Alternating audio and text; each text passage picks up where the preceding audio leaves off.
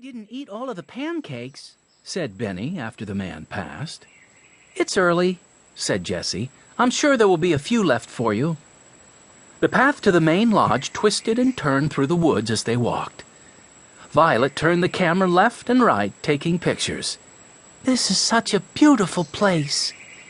Don't use up the memory card before breakfast, said Jessie. I won't, said Violet. I can take pictures for 2 hours before it runs out of space. I hope it doesn't take us that long to get to breakfast, said Benny. It won't, said Henry. Look! He pointed to the end of the path. There was the main lodge. Tall elms and colorful maple trees with red and yellow leaves surrounded it. Breakfast, said Benny. He ran down the path and opened the door. Come right in, said a woman with curly silver hair. It was Maud Hanson, the owner of the Winding River Lodge. She was a long-time friend of Grandfather. Are you ready for breakfast? Said Maud. She rubbed her hands on her apron. Oh, yes, said Benny. Do you have any pancakes left?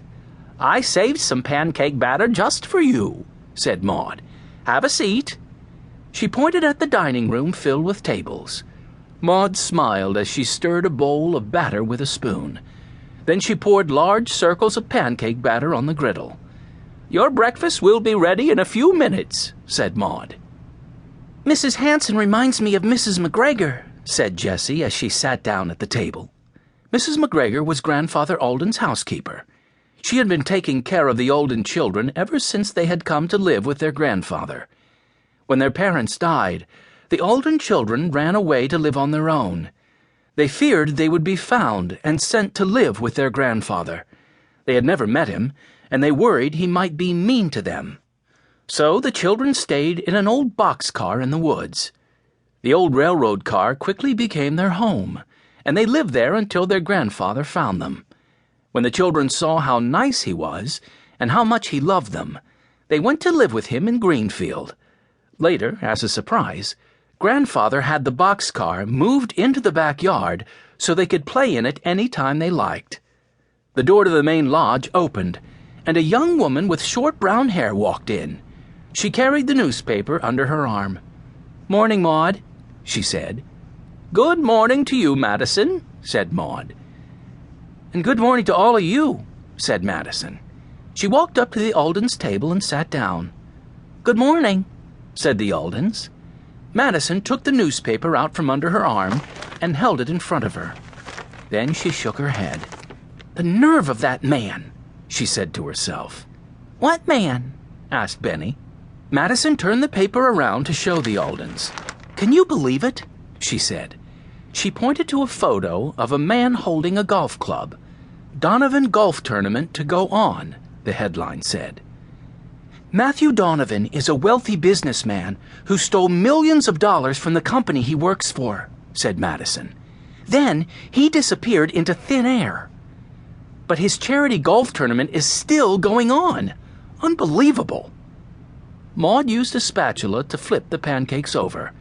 Now, Madison, she said, I thought you were on vacation from the newspaper. I am, said Madison. She put down the paper with a sigh. How can you be on vacation from a paper? Asked Benny. I'm a reporter, said Madison. I write for this paper. She pointed to the words in large bold print at the top of the page. Greenfield Gazette. I'm the business reporter, and that Matthew Donovan is making me crazy. Where did he disappear to? What did he do with all that money?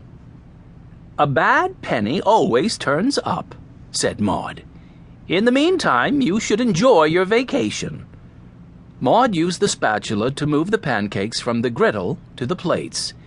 Then she put the plates on the counter. Your pancakes are ready. Come and get them while they're hot. Madison and the Alden children stood up and walked over to pick up their plates. You're right, Maud. I should enjoy my vacation, said Madison. Donovan is work, and this is my time off. I need something new for my hauntings blog. I'll look for your zombie while I'm here.